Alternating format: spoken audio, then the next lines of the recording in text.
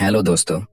क्या आपने कभी ऐसा महसूस किया है कि आपकी जिंदगी एक ऐसे मोड़ पर आकर रुक गई है जहां न पीछे जाने की हिम्मत है और न आगे बढ़ने की उम्मीद, जहां हर सुबह एक बोझ लगती है और हर रात सिर्फ रिग्रेट्स के साथ गुजरती है, जहां आप हंसते तो हैं लेकिन अंदर से टूटे हुए होते हैं, जहां दुनिया आपको स्ट्रांग मानती है लेकिन आप खुद को अंदर से हॉलो महसूस करते हैं। कभी कभी जिंदगी हमें ऐसे एक्सपीरियंसेस से गुजारती है जो हमें अंदर तक तोड़ देते हैं। हम रिलेशनशिप्स में टूटते हैं, ट्रस्ट में धोखा खाते हैं, फेलियर से डर जाते हैं और धीरे धीरे हम खुद से ही डिस्कनेक्ट हो जाते हैं। लेकिन क्या आपने कभी ये सोचा है कि जो टुकड़े टुकड़े में बिखर चुका है, क्या उसे फिर से जोड़ा जा सकता है? क्या एक बार हार चुके इंसान के अंदर फिर से वो स्पार्क जग सकता है? क्या कोई इंसान खुद को दोबारा बना सकता है एक नए वर्जन में? यही सवाल हमें ले जाता है उस सफर पर जहां हम खुद को फिर से रीबिल्ड करना सीखते हैं। लेकिन ये सफर आसान नहीं होता। ये उन घावों से होकर गुजरता है जिन्हें हम सालों से छुपाते आए हैं, उन इमोशन से जिनसे भागते भागते हम थक चुके हैं। ये एक ऐसा रास्ता है जहां ना कोई शॉर्टकट है, ना कोई मैजिक फॉर्मूला, बस है तो एक रॉ, रियल और पेनफुल प्रोसेस जिसमें हम खुद के सबसे डरावने हिस्सों से मिलते हैं। लेकिन इसी दर्द में एक ताकत छुपी होती है, क्योंकि जब हम खुद को पूरी तरह से समझते हैं तब हम खुद को दोबारा गढ़ने की हिम्मत पाते हैं। रीबिल्डिंग का मतलब है खुद को माफ करना, खुद को अपनाना और खुद के लिए खड़ा होना। ये वही जर्नी है जहां हम खुद से लड़ते हैं, खुद को हील करते हैं और फिर खुद के लिए एक नई आइडेंटिटी क्रिएट करते हैं।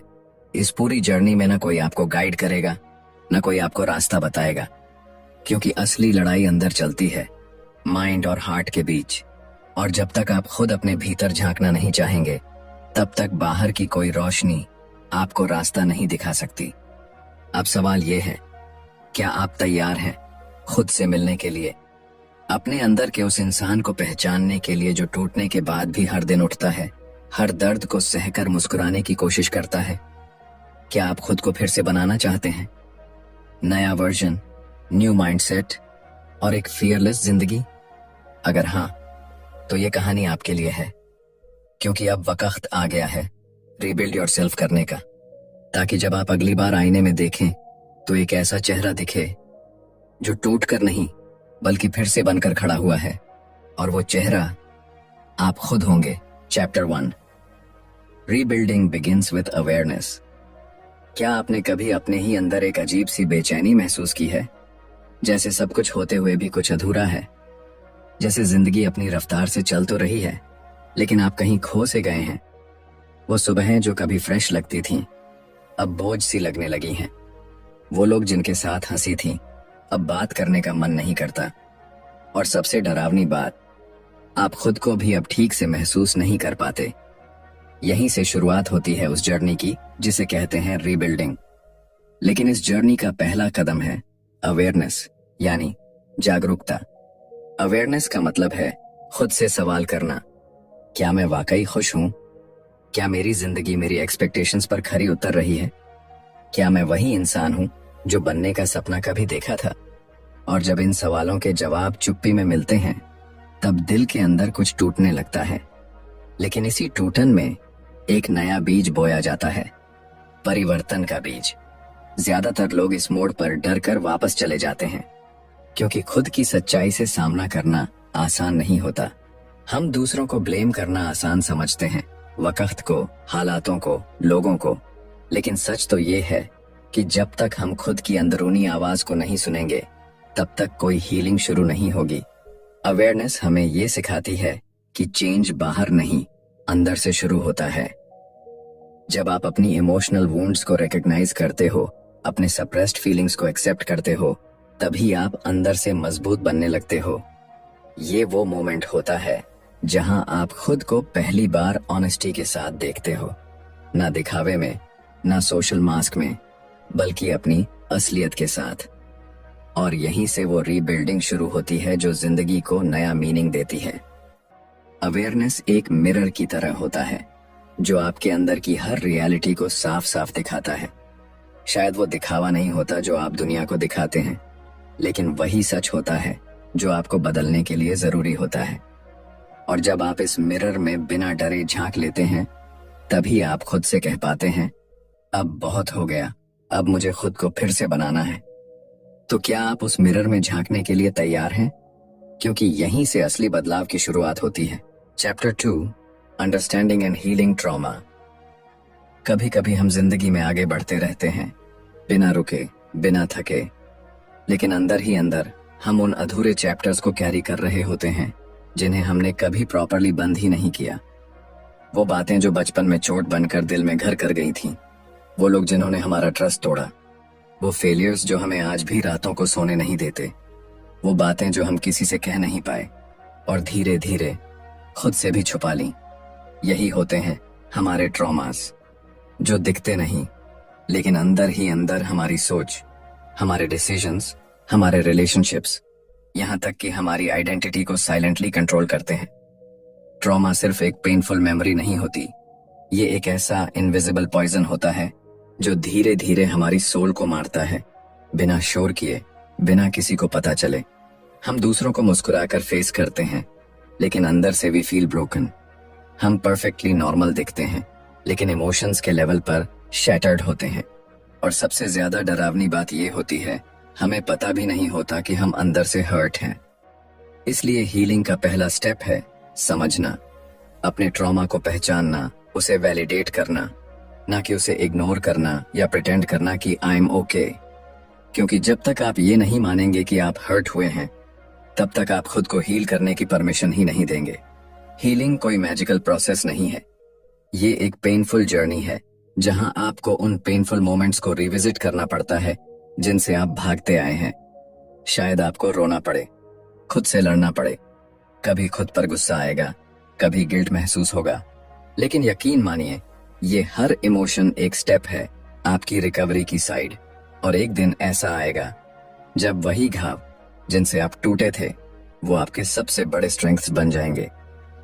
ट्रॉमा को हील करने का मतलब है अपने पास्ट को एक्सेप्ट करना और उसे एक ऐसे चैप्टर की तरह बंद करना जो अब आपकी कहानी को डिफाइन नहीं करेगा, बल्कि आपको एक नए रास्ते पर लेकर जाएगा। क्योंकि असली फ्रीडम तब मिलती है जब आप अपने पास्ट को होल्ड करना छोड़ देते हैं।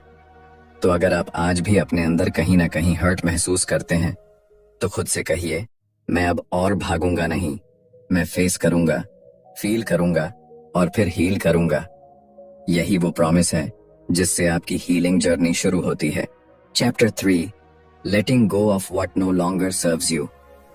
कभी कभी हमारी सबसे बड़ी तकलीफ वो नहीं होती जो हमें किसी ने दी है, बल्कि वो होती है जिसे हम जाने नहीं दे रहे। पुरानी यादें, टॉक्सिक रिलेशनशिप्स, खुद से जुड़ी नेगेटिव बिलीव्स, या फिर वो गिल्ट जो सालों से दिल पर बोझ बनकर बैठा है। हम सोचते हैं कि अगर हम किसी चीज को छोड़ देंगे तो शायद कमजोर लगेंगे, शायद लोग कहेंगे कि हमने हार मान ली। लेकिन सच ये है, लेटिंग गो कमजोरी नहीं, बल्कि सबसे बड़ी ताकत होती है।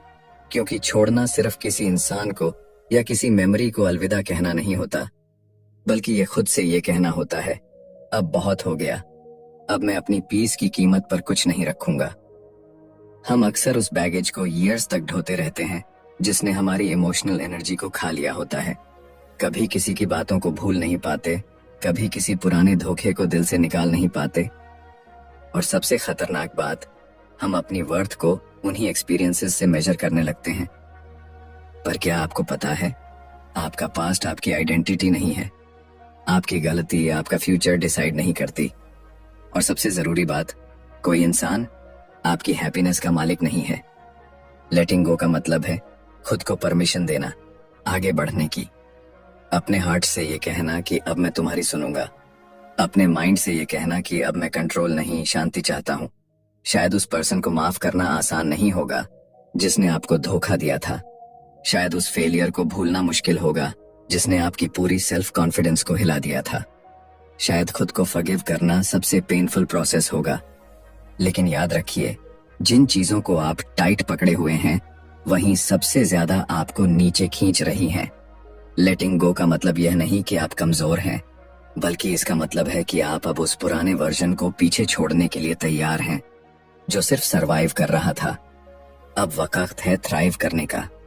तो अगर आज भी आपके दिल में कोई ऐसा कोना है जहां कोई पुराना दर्द बैठा है, कोई ऐसा नाम है जिसे सुनकर आपकी धड़कनें तेज हो जाती हैं, कोई ऐसी गिल्ट है जिसे आप रोज साइलेंटली कैरी करते हैं, तो आज खुद से एक वादा कीजिए, मैं उस चीज को जाने दूंगा जो अब मेरी पीस, मेरी ग्रोथ और मेरी जिंदगी के रास्ते में आ रही है।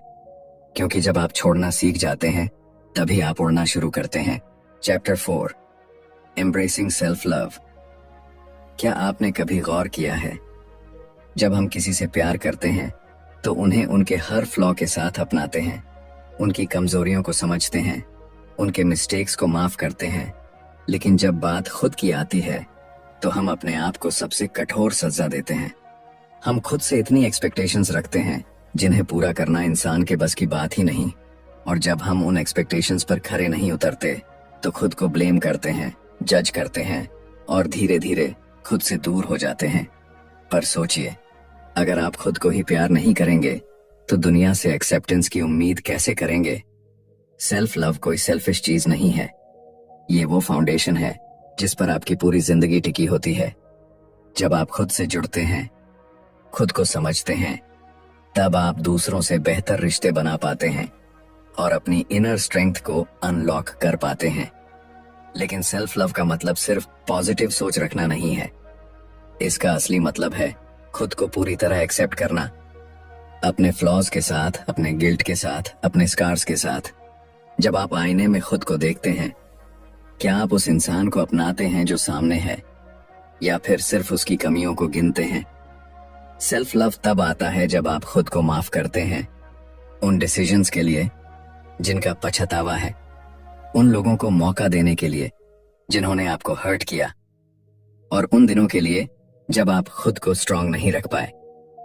ये प्यार उस दिन बॉर्न होता है जब आप खुद से कहते हैं, मैं परफेक्ट नहीं हूं लेकिन लवेबल जरूर हूं।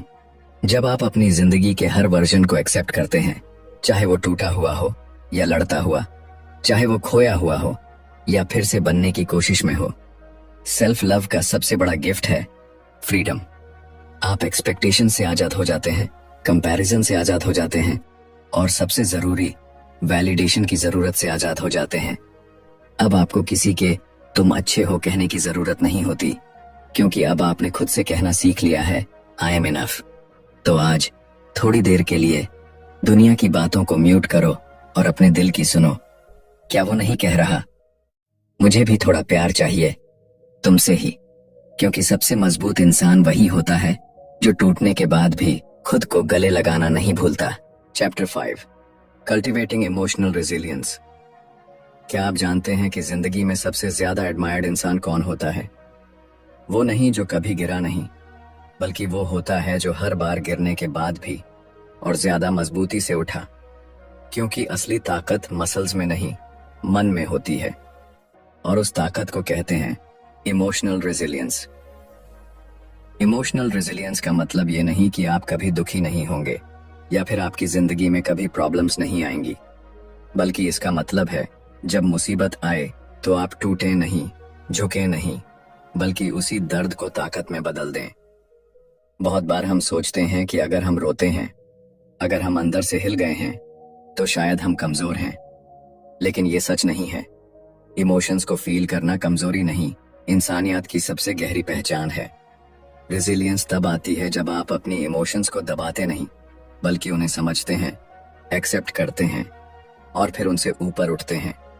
आप सोचिए, हर बार जब किसी ने आपको अंडर एस्टिमेट किया, हर बार जब किसी ने आपका दिल तोड़ा, हर बार जब आपकी उम्मीदें टूट गईं, आपने फिर भी आगे चलना नहीं छोड़ा। यही है आपका इमोशनल रेजिलियंस, वो इनविजिबल आर्मर जो आपको हर बार थोड़ा और मजबूत बनाता गया। लेकिन ये ताकत बिना ट्रेनिंग के नहीं आती। इसके लिए आपको खुद से अनकंफर्टेबल सवाल पूछने पड़ते हैं। क्या मैं अपने इमोशन से भाग रहा हूं? क्या मैं खुद को सिचुएशंस का शिकार बना रहा हूं या वॉरियर बना रहा हूं? रेजिलिएंट बनना मतलब है फेल होने के बाद फिर से ट्राई करना, लोगों की नेगेटिविटी के बाद भी पॉजिटिव रहना, और खुद के अंदर उस रोशनी को जलाए रखना जो बाहर की दुनिया से कई गुना ज्यादा ब्राइट है। रेजिलियंस तब भी होती है जब आपके पास कोई नहीं होता, फिर भी आप खुद को गिरने नहीं देते। जब दुनिया आपको गिव अप कहती है, आप विस्पर करके खुद से कहते हैं, जस्ट वन मोर टाइम। तो अगर आज आप किसी मुश्किल दौर से गुजर रहे हैं, अगर अंदर से थक चुके हैं, टूट चुके हैं, तो खुद से बस इतना कहना शुरू कीजिए, मैं हर बार गिरने के बाद उठा हूं और इस बार भी उठूंगा, और पहले से ज्यादा मजबूत बनकर। क्योंकि रेजिलियंस कोई गिफ्ट नहीं है, ये चॉइस है। हर दिन की, हर इमोशन की, हर दर्द के बाद की। और जब आप ये चॉइस रोज करने लगते हैं, तब आप अनस्टॉपेबल बन जाते हैं। Chapter 6, setting boundaries and reclaiming power. क्या आपने कभी ऐसा महसूस किया है कि आप सबकी सुनते सुनते खुद की आवाज कहीं खो चुके हैं? कि आप हर किसी को खुश करने में इतने बिजी हो गए हैं कि खुद को तकलीफ देना आपको नॉर्मल लगने लगा है। हर किसी की एक्सपेक्टेशंस को पूरा करना, हर ना को हाँ में बदल देना, हर बार खुद को पीछे रखकर दूसरों को आगे रखना। शायद यही आपने सीखा था कि यही प्यार है, यही समझदारी है। लेकिन सच ये है कि जब आप बार बार खुद को अनदेखा करते हैं, तो धीरे धीरे आपकी आइडेंटिटी मिटने लगती है, आपकी इमोशनल एनर्जी ड्रेन होने लगती है, और सबसे खतरनाक बात, आप ये मान लेते हैं कि आपकी कोई सीमा नहीं होनी चाहिए। यहीं से शुरू होती है सेल्फ बिट्रेयल, और यहीं जरूरत होती है बाउंड्रीज की। बाउंड्रीज यानी वो हेल्थी लाइंस जो तय करती हैं कि आप किसे कितना अलाउ करेंगे, कौन आपके इमोशंस को टच कर सकता है, और किसे नो कह देना ही आपके मेंटल पीस के लिए जरूरी है। लोग अक्सर बाउंड्रीज को ईगो समझते हैं, लेकिन बाउंड्रीज का मतलब होता है खुद के साथ ईमानदार रहना। जब आप ना कहना सीखते हैं, तो दरअसल आप खुद से हाँ कहना शुरू करते हैं। बाउंड्रीज बनाना मतलब है अपनी इमोशनल स्पेस की रक्षा करना, उन लोगों को बाहर रखना जो आपको बार बार तोड़ते हैं, और उन लोगों को पास आने देना जो आपको समझते हैं, अपनाते हैं। शायद शुरू में ये मुश्किल लगेगा, लोग नाखुश होंगे, शिकायत करेंगे, गिल्ट देंगे, लेकिन याद रखिए, हर बार जब आप एक क्लियर बाउंड्री बनाते हैं, आप अपने अंदर की पावर को रिक्लेम करते हैं। आप खुद को ये मैसेज देते हैं कि मेरी फीलिंग्स भी मैटर करती हैं, मैं भी डिजर्व करता हूँ रिस्पेक्ट, केयर और स्पेस। बाउंड्रीज आपको कोल्ड नहीं बनाती, ये आपको क्लियर बनाती हैं, और क्लैरिटी ही वो स्ट्रेंथ है जो आपको इमोशनली स्टेबल, मेंटली पीसफुल और स्पिरिचुअली ग्राउंडेड बनाती है।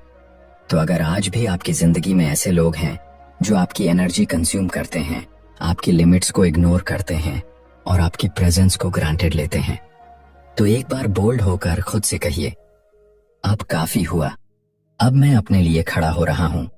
क्योंकि जब आप अपनी बाउंड्रीज डिफाइन करते हैं, तभी आप अपने डिग्निटी और आइडेंटिटी को प्रोटेक्ट करते हैं, और वही होता है रिक्लेमिंग योर पावर।